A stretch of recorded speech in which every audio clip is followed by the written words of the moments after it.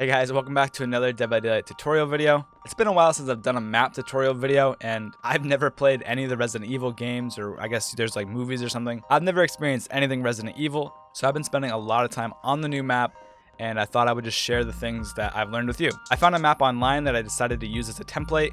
This is the original map. I'm going to link that and all of my maps in the description below, so if you want to download any of these to reference or just to have or to share with your friends, you can do so. They're all linked in the description below.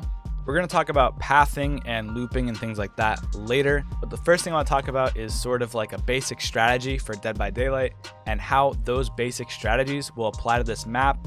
The first thing in Dead by Daylight, if you don't know of basic strategy, is a concept called 3-genning. At any one time, there are 7 gens on a map, and as a survivor, they have to complete 5 of them. Once the survivors are down to 1 gen left, there will be 3 gens on the map.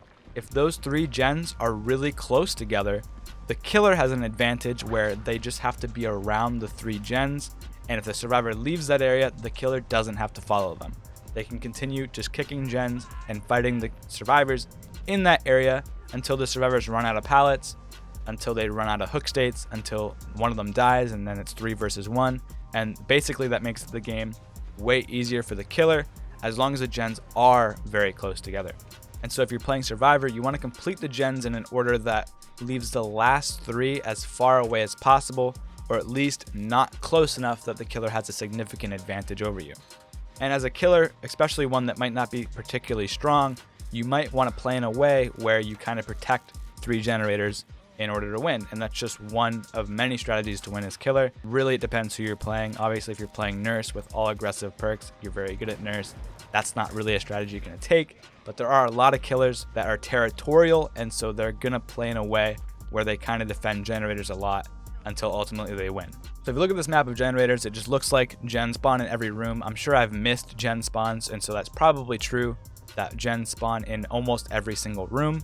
But in general, behavior probably splits the generators up where there's always 1 gen in the middle room and there's always 3 gens on each side of the map. There's a chance that that's not true. Each half of the map in itself is pretty big, but with only 3 days of data, I really can't say for sure if that's true or not. If that is true, then as Survivor, your general strategy is going to be do the middle gen and then do 1 gen on each side, and that will leave you with 4 gens left. And if you do them in any order after that, it doesn't matter, you won't be 3-gened. And the killer, to protect all the generators, will have to go back and forth across the map, and it just makes it very hard for the killer to win that way.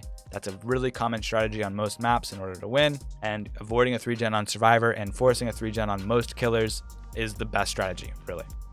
The next thing to talk about is pallets. There's basically 3 kinds of pallets, and they're really obvious on this map what type of pallet they are when you see them. You have unsafe pallets, which are the worst kind.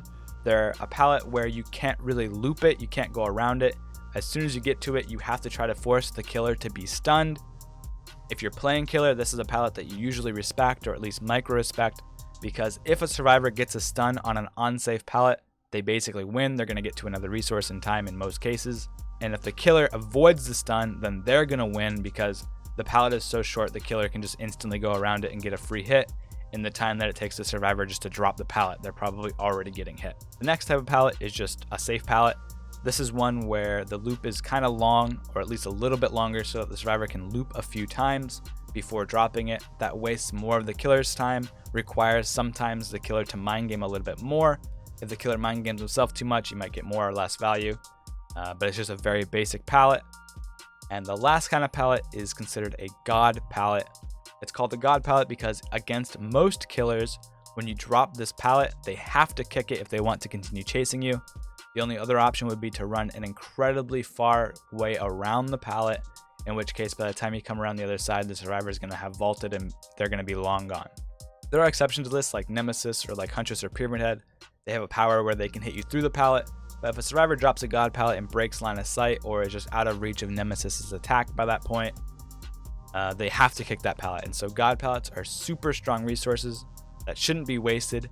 If the whole team is losing and there's a couple of god pallets left, that can be the difference between a survivor team losing or a survivor team winning. Now that we talked about the different kinds of pallets, I want to show you this map, which is just each room being color coded based on the strength of the pallet found there. Red is going to be no pallet, yellow is going to be unsafe pallet, green is going to be safe, or God Pallet located nearby.